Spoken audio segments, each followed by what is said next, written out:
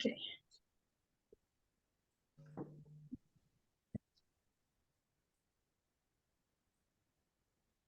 Bismillahirrahmanirrahim. Assalamualaikum warahmatullahi wabarakatuh. Perkenalkan, saya Nur Latifah Umi Oktaviani dari UIN Sultan Maulana Hasanuddin Banten, Indonesia. Terima kasih saya ucapkan atas kesempatannya. Kali ini saya ingin mempresentasikan penelitian terkait dengan urgensi teori biaya produksi dan perilaku produsen perspektif ekonomi Islam. Diawali dari sebuah kondisi di mana persaingan dunia usaha kian hari semakin tinggi, kian hari semakin ketat, dan perusahaan pun bersaing untuk memasarkan produknya demi memperoleh keuntungan yang semaksimal mungkin. Dan indikator atau parameter keberhasilan sebuah perusahaan biasanya terlihat dari laba atau keuntungan yang diperoleh. Nah, dalam kegiatannya, sebuah perusahaan itu pasti menghabiskan sebagian besar porsi biayanya untuk kegiatan produksi. Dalam hal ini, perusahaan tentu akan menekan biaya produksi untuk mengoptimalkan laba. Nah, langkah-langkah yang biasanya ditempuh oleh sebuah perusahaan untuk mengefisienkan produksinya dilakukan dengan dua cara. Yang pertama adalah meminimalisasi biaya produksi dengan jumlah output yang sama atau optimalisasi produksi dengan jumlah biaya yang sama.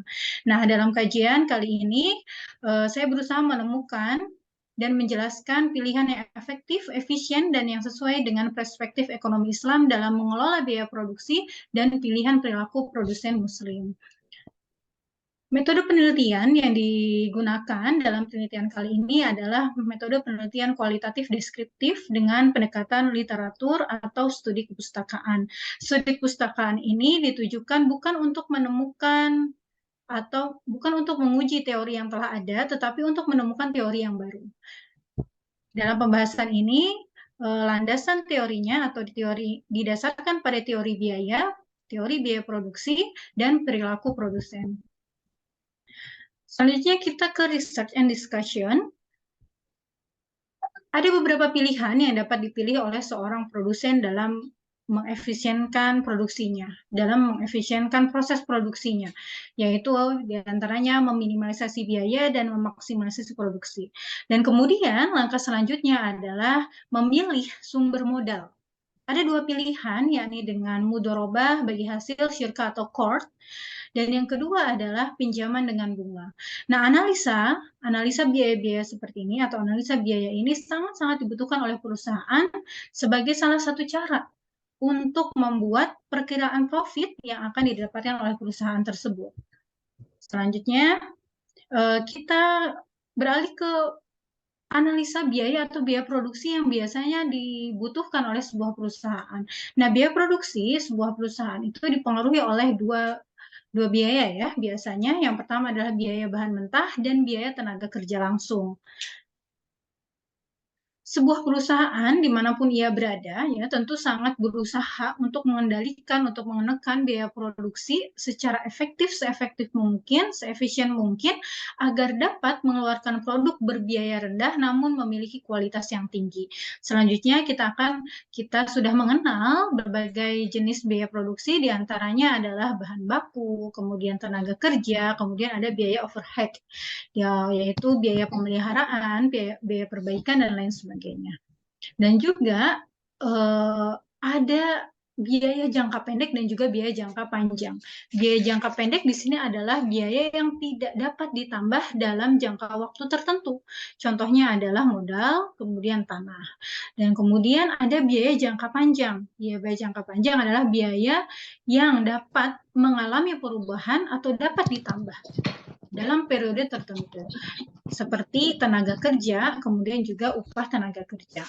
Nah, selanjutnya kita akan menganalisa ya, dua prinsip yang bisa menjadi pilihan sebuah perusahaan agar terhindar dari proses produksi yang useless gitu ya. Yang pertama adalah pendekatan meminimumkan biaya. Jadi biayanya diminimumkan seminimum mungkin. Kemudian ada pendekatan maksimumkan profit atau produksinya.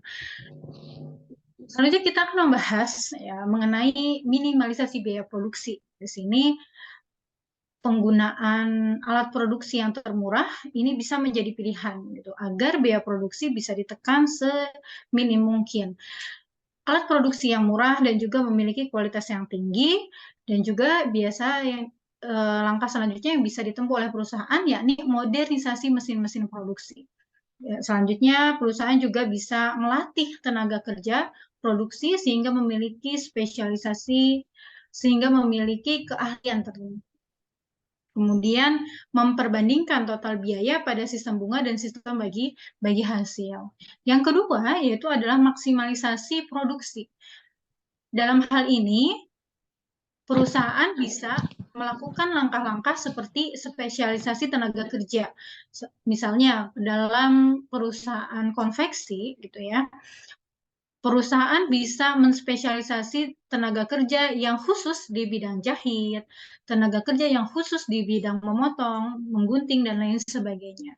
Dan kemudian selanjutnya bisa menggunakan mesin industri yang efektif. Nah, di sini sehingga produksi bisa lebih optimal. Dan selanjutnya adalah memperbandingkan total biaya pada sistem bunga dan sistem bagi hasil. Gitu. Jadi nanti kita akan bahas mengenai sumber modal ini. Selanjutnya nih, produsen juga harus memiliki kemampuan untuk memilih sumber modal. Yakni yang sudah kita bahas di awal tadi, ada sistem bunga dan juga sistem bagi hasil. Bagaimana dengan sistem bunga? Sistem bunga ini memiliki karakteristik pembayaran bunga yang bersifat tetap yang harus dibayarkan oleh perusahaan. Oleh sebab itu, beban bunga, beban tagihan bunga atau beban bunga itu sendiri termasuk bagian dari fixed cost yang harus dibayarkan oleh perusahaan secara terus gitu ya, tetap. Kemudian sistem bagi hasil adalah dia tidak mengharuskan perusahaan untuk membayar bunga, namun sistem bagi hasil ini didasarkan pada nisbah yang disepakati oleh beberapa pihak. Selanjutnya di sini kita lihat ada kurva sistem bunga, di mana di dalam sistem bunga sangat-sangat mempengaruhi total cost gitu. Jadi beban bunga ini mempengaruhi total cost yang harus dikeluarkan oleh perusahaan. Sedangkan dalam sistem bagi hasil total cost bernilai sama. Jadi kalau misalnya mau disimpulkan dan ingin disimpulkan, sistem bagi hasil lebih efektif dan lebih efisien bagi perusahaan karena tidak menambah biaya gitu, tidak menambah total biaya. Nah, diskusi yang saya khususkan dalam penelitian ini adalah bagaimana dengan perilaku produsen gitu dalam Islam ketika dihadapkan pada persaingan yang semakin ketat.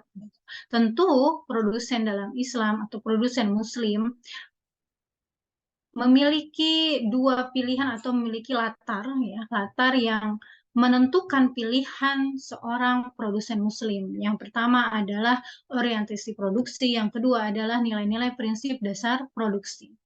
Yang tentu berbeda dengan para produsen konvensional. Gitu. Orientasi produksi. Tentu seorang Muslim memiliki orientasi produksi yang tidak hanya mengejar keuntungan duniawi semata, tetapi memiliki tujuan mendapatkan kemaslahatan, mendapatkan falah, dan mendapatkan keberlimpahan berkah dari Allah Subhanahu wa Ta'ala. Ini orientasi produksi seorang Muslim, sehingga tidak melakukan segala cara untuk mendapatkan keuntungan yang sebesar-besarnya, tetapi mempertimbangkan keridhaan Allah Subhanahu wa Ta'ala. Yang kedua adalah nilai-nilai prinsip dasar produksi. Ya, ini berprinsip pada aktivitas produksi, yakni menciptakan nilai tambah suatu bahan demi kemaslahatan dan kemandirian tanpa mengenyampingkan nilai keuntungan.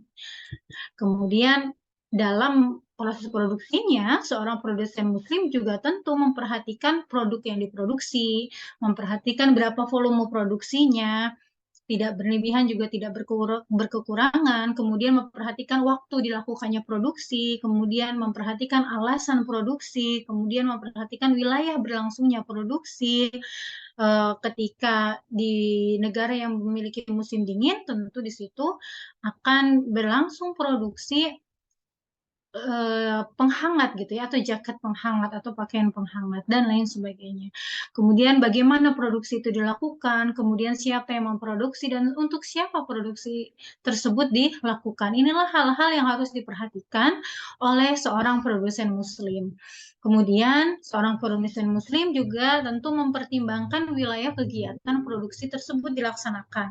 Bisa dilihat dari sebuah produk